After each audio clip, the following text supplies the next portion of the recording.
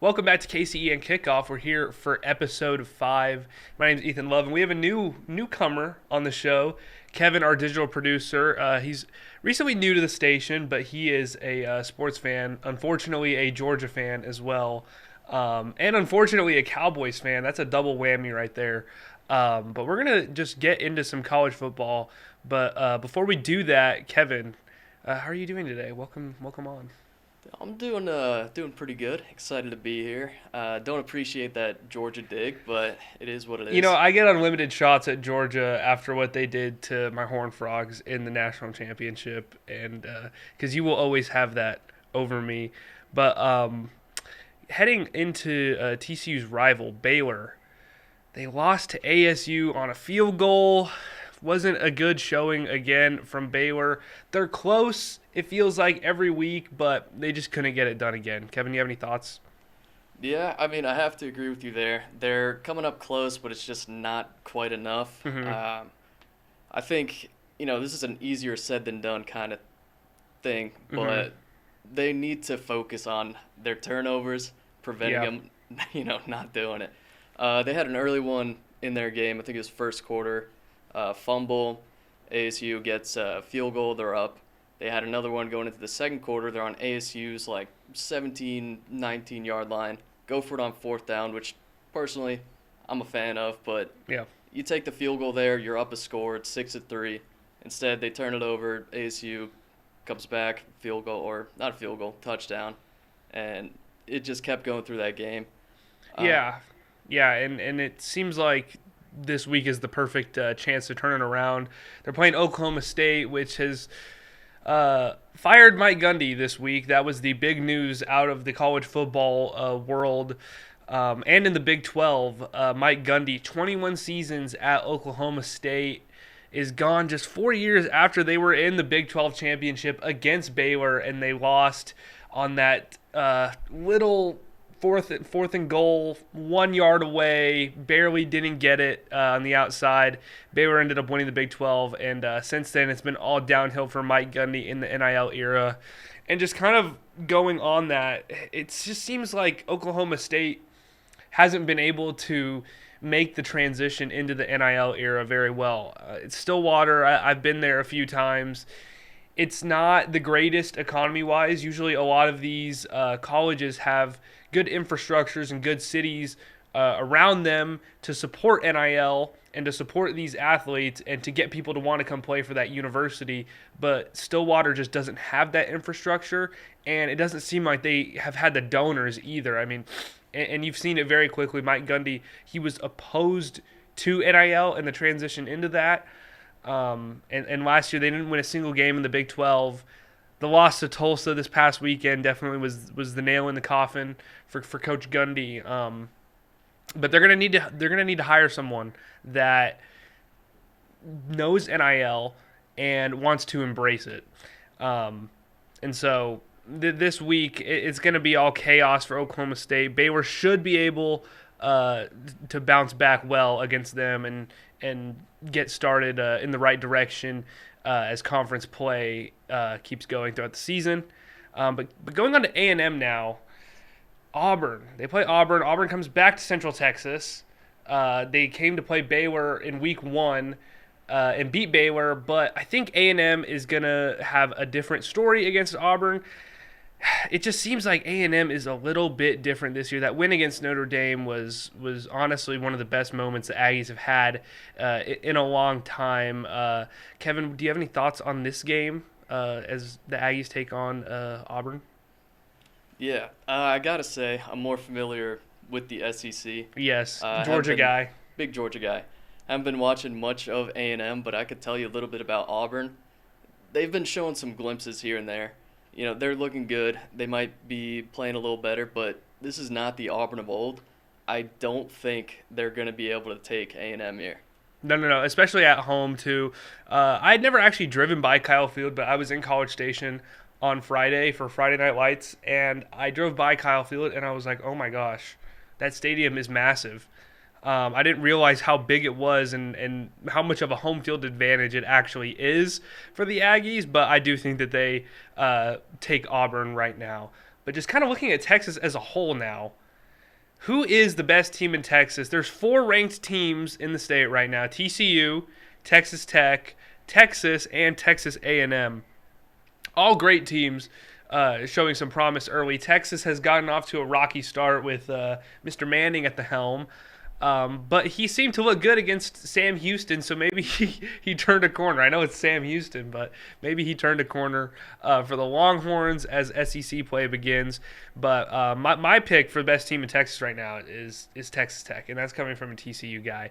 Looking at the Red Raiders, it was a big story in the offseason how much money that they put into NIL, and looking at their schedule for the rest of the season, I don't see where they lose.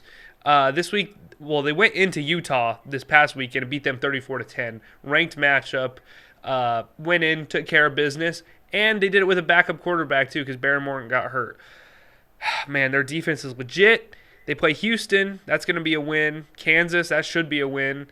Arizona State has looked human. They haven't looked great. They won the Big 12 last year, but they haven't looked spectacular. They haven't really been beating the brakes off of anyone. Oklahoma State, we just talked about how much of a mess they are. Kansas State, they've looked bad this season as well. BYU is okay, but I think they'll take care of that, and then they finish the season with UCF and West Virginia. I think this is a very, very possible undefeated schedule for Texas Tech here. And they should be in the Big 12 championship. And the thing is, they don't play TCU either, which I think is the other premier team in the Big 12 right now because of Josh Hoover. But Kevin, who do you think? Best team in Texas? Best team in Texas, gotta say, in a bit of a roundabout way here, gotta go with the Longhorns. Ooh, okay. Can't really explain it. I just have a personal feeling here. You know, young Manning. Young Manning? He will be a Dallas Cowboy. Do you want that, though? It's what's going to happen. You know, that's not really up to me. I just feel like it's going to happen. I'm going to start rooting for him early, get that documented. All right. Keep rooting for him. He's been looking good. Mm-hmm. There was some stuff coming out. He's playing emotional. I don't think that's a bad thing. You know, you want your players to care. Yeah. He cares. He's going to try to win, regardless of the game. Yeah, and it's just I don't know. We got to see more from the tape on him. And again, great game against Sam Houston. But again, the big caveat there is that it's Sam Houston, and he didn't look good against UTEP either. I don't know. I don't see it yet. But Texas is very talented. Sark is a good coach. I don't think he's a great one. I think he's a good coach. So hopefully Texas will get back on track. But, man, I'm excited about the Red Raiders. They are so fun. And I think I'm even going to go to Lubbock with a couple of my friends in October to go see a game potentially. So we'll have to see how the Red Raiders finish the season there. But watch out for TCU. I didn't want to be biased and pick TCU, but I think it's going to be Texas Tech and TCU in the Big 12 championship. You can clip that. We'll bring that back when the Big 12 championship is TCU and Texas Tech. But we're going to take a quick break here on KCEN Kickoff, and we're going to go into the world of NFL. I got a bone to pick with the Green Bay Packers, and we're going to talk a lot about some coaches, some early Super Bowl contenders, and fantasy football.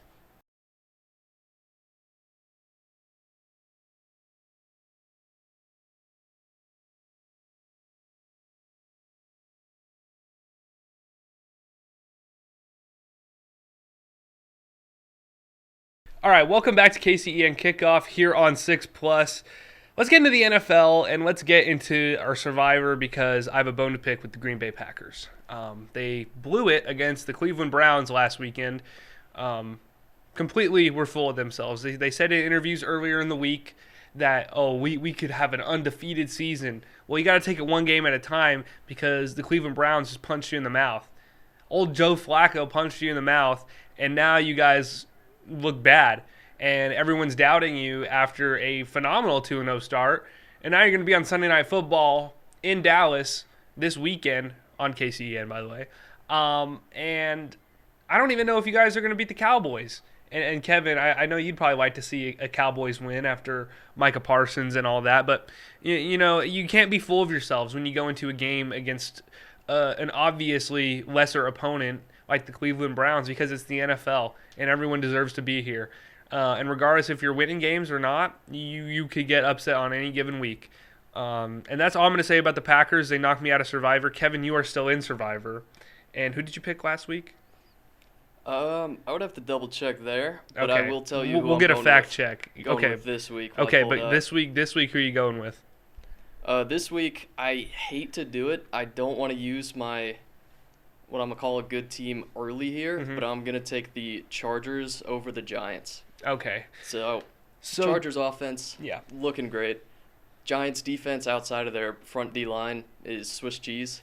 Yeah. We'll also have rookie Jackson Dart. He has the nod. I think Chargers are going to take advantage of that on defense, and it should be a nice, clean win. Well, here's the thing for me that I think it's a little bit risky. I don't think it's risky, really, but Jackson Dart, what if he comes in and he just is lighting it up and Malik Neighbors is finally getting the quarterback that he deserves? I mean, it could backfire. Just because we don't know what Jackson Dart is. With Russell Wilson, it's like, okay, this dude is washed. This dude is not good at this point in time.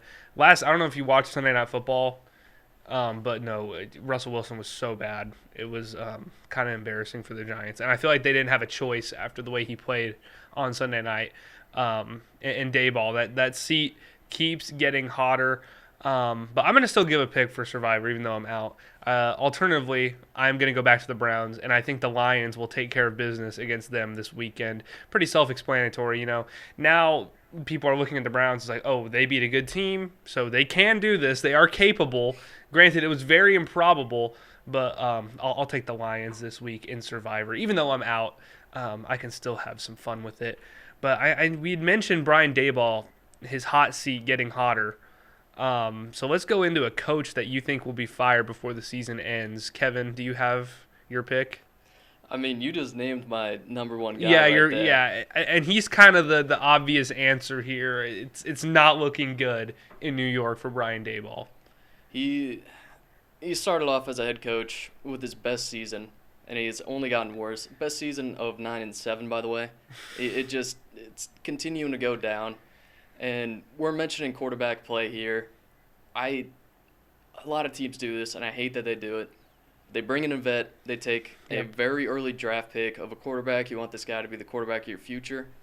Why do you not start him week one? If he loses 3 games, like we're talking about the Giants here, you're 0-3 regardless. He has 3 games under his belt. Going to play better the rest of the season. Mm-hmm. He's going in first game, nervous, gets the Chargers, well, presumably nervous. It's just, I don't think it's a wise decision. I don't think he has a choice, so that's the thing. It's probably the uppers of the Giants being like, hey, start this guy or we're firing you. And I feel like Daboll knows it too. You could tell on his face in Sunday Night Football that he's like, man, I'm going to lose my job if this does not turn around very quickly. But yeah, I think Brian Daboll is going to be out of here. And there's always coaches that get fired in the middle of the season if things don't go as planned. And my pick is Raheem Morris of the Falcons. 30-0. The Panthers. Carolina Panthers, 30-0. Are we serious? You're a defensive guy. You're a defensive coach. I don't understand. And they've already started to fire coaches this week. They fired their the receivers coach. They fired their receivers coach. And they're moving their offensive coordinator down to the field to call plays now. It's not looking good for Penix. That decision was a head scratcher when it first happened. You signed Kirk Cousins to this big deal, and Kirk can still play. At the time of the signing, Kirk could still play, and he was balling out for a little bit. But the thing is, you sign Kirk Cousins and then you draft Michael Penix right after. It doesn't make a lot of sense. It never made sense. And now you're seeing that, Penix is probably not as good as we thought that he was going to be. Well, at least the Falcons thought he was going to be. I think if things don't turn around quickly, getting shut out to a divisional opponent, especially the Panthers, 30-0, it's not great. So things need to turn around quickly in Atlanta. I think Raheem Morris is going to be out of here. very quickly. But some other names on there too. I really almost put Brian Callahan on here. He just handed over play calling duties. And I don't think it's looking good for him in Tennessee either. I think Cam Ward is good. He's shown some good flashes. But Brian Callahan has not been able to build any sort of winning momentum there. Mike McDaniel in Miami too. I don't think the Dolphins are as bad as everyone thinks, but regardless, they're 0-3. So we'll have to see who else gets on the hot seat as the season goes on. Gotta say, do have a hopeful for that hot seat. Potential double agent play here in Eberflus. Horrible defensive, showing so far this year. Oh yeah, the Cowboys have not been good on defense whatsoever. Dude, if we had a generational superstar kind of player on our defense, maybe. It could be like a game maybe changer. someone like Micah Parsons, maybe. Dude, he'd be so good on the Cowboys. Yeah, I wonder what their defense would look like with Micah Parsons. Also, I guess a healthy Bland and. Yeah, and Kyer Elam is not great. He's not great at all. I know you've had nightmares probably about him and his coverage. But moving on to some teams that are actually doing good. There's 3-0 teams. There's a few of them. Who do you think has the best shot of winning the Super Bowl right now, Kevin? All right, real answer, but I'm not going to lock it in. I have to say the Eagles. Ooh, I hate the from Eagles. A Cowboys fan. I hate the Eagles, so I'm going right past it. But you're also a Georgia fan, and they have a lot of Georgia players. I love their defense. Jordan Davis had a touchdown last week. That was exciting. Blocked field goal. Yeah. But yeah, real answer now. Locked in. Gonna have to ride with the Niners here. Yeah. There we go. I mean, you look at the team. This is a battered and bruised team, but tell me about it, man. They are coming back. Purdy's getting healthy. You're going to have more and more stars coming back. They're 3-0. They're playing well. Ricky Pearsall's looking super good. Have him on my fantasy team. He's nice. I think they're going to be very much in the contender talks. Yeah, and losing Nick Bosa really hurts. And I've already seen kind of what can the Niners do. Trey Hendrickson is there on the Bengals, who have Joe Burrow out for 3 months, and they have him on a 1-year deal. So that could make sense for them. And I think they should do something like that to bolster the edge. But I'll say this, as a Niners fan, Mykel Williams, the 49ers first-round pick from Georgia, by the way, Mykel Williams has been an absolute dog through the first 3 games. This guy has been everywhere off the edge, especially in the run game is where I've noticed it the most, really blowing up the backfield and just generating constant pressure opposite of Bosa. I know it's not going to be Bosa there anymore, but shout out to Georgia for that one, Kevin. Mykel Williams is legit. And for the first time in a while, John Lynch and company have hit on a first-round pick. But I don't know for my pick if I'm not going to pick the Niners, obviously, because there's bias there. But I do think that they have a legit chance if they can come back healthy and we can get these guys like Kittle, Ayuk, Purdy back to full health and maybe make some trades to bolster the defense a little bit with the absence of Bosa there. But I don't know how I can't pick the Buffalo Bills as my pick. It's just, I mean, the Chiefs have been their kryptonite, and the Chiefs don't look good. Their offense is not as explosive as it was, and I just don't think they can keep up. Even when the Chiefs get Worthy and Rice back, I don't think they're going to be able to compete with Josh Allen. They look unstoppable right now. And if you look at their schedule, I know Green Bay was saying, oh, we're going to have an undefeated season or whatever. I genuinely don't know who's beating Buffalo on their schedule. Their hardest game was probably week 1 against the Ravens. So it's to be seen, but as a Josh Allen owner in my main fantasy league, I am jumping for joy because they look really, really good right now. But speaking of fantasy, we're going to move over to the KCEN Fantasy League. And Kevin, did you win this week? I think I know the answer. No. Are you 0-3? I'm 0-3. Oh. I got a little preface here. 16-man league. I was picked 16. Yeah. I have a total of 3 good players, maybe. Oof. My only saving grace, I got to say, is kind of the same one I've been hearing from you a little bit. I have a ton of points against. Yeah. It's feeding into the delusion that my team might You're gonna come turn back. it around. You're gonna turn it around. Yeah, I gotta have a talk with my team's defense. I heard tighten your up. team was having a players only meeting this week and Oh. to address things from upper management. That's not good. Yeah, I'm getting fired. I'm on the coach's hot seat. yeah. Kevin's actually on the hot seat for coach to be fired mid-season. I did not win this week as well. I played Madison, and she had the coveted Vikings defense this week, so that really took all the wind out of my sails this week. And my team has not been playing bad at all, actually. I have the most points scored against me in the league. I know Kevin mentioned that as well. We've kind of been messed up by that a little bit. But I'm confident this week. We're playing Sydney Wicker, who wasn't able to join us today because she's doing Player of the Week. She's running around getting everything ready for Friday. But she's 0-3 as well, just like you, Kevin. And I think she's about to. I think she's about to be 0-4 because if I lose this week, I might be cooked. I might be cooked. I'm fine being 2-2, heading into week 5, but no, 1-3 just sounds so much worse. But for teams, hoping for 1-3. yeah. Okay, so a couple teams like us, we're looking to get back on track.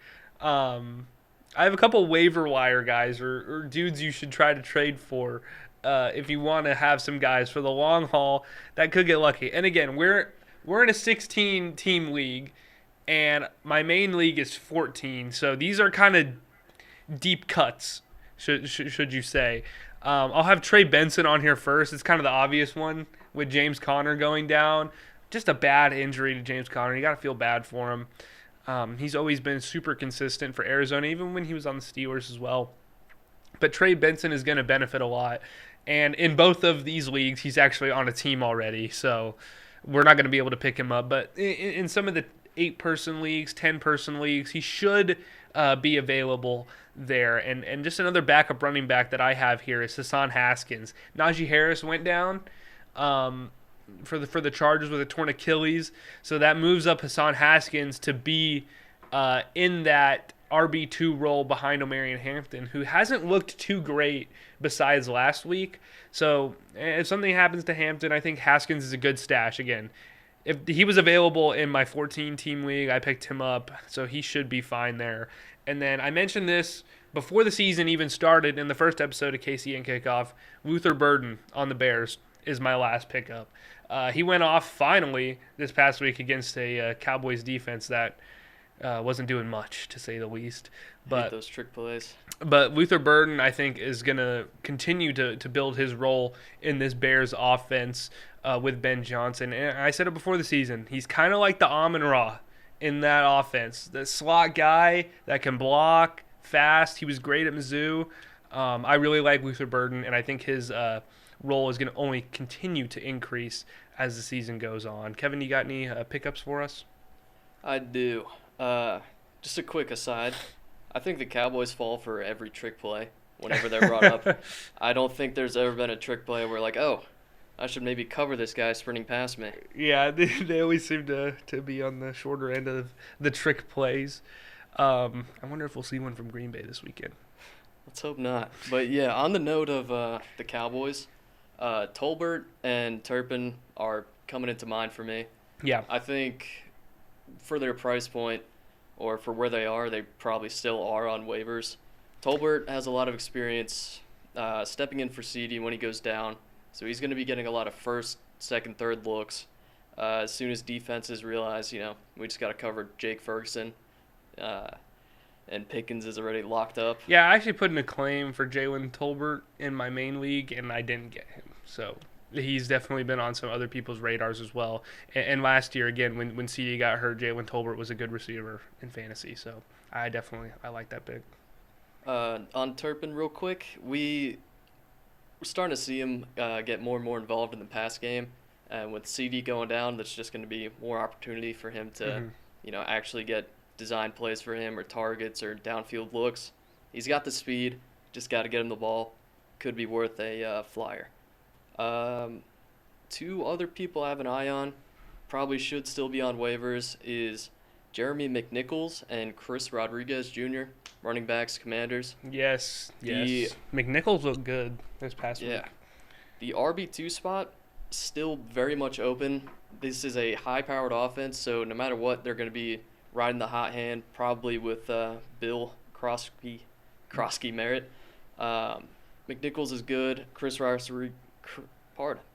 Rodriguez is pretty good as well. I think they're worth picking up. Yeah, I definitely like those. And really any running back. We've seen a ton of injuries in the NFL this past week. Just if you can get an RB2 really anywhere, running backs are such a commodity in fantasy football because there's not too many elite ones. Like I have Kendre Miller stashed in case something happens to Alvin Kamara. Like I said, I just picked up Hassan Haskins just in case something happens to Omarion Hampton. And it's always good to have that backup running back just in case. Like if you had Trey Benson before this week, you now have a diamond in the rough, should I say, after the James Conner injury. They play on Thursday Night Football against Seattle. And then for the rest of the week, man, I know we keep talking about it. Packers Cowboys going to be on KCEN. You can see it right here, and it's going to be a great one.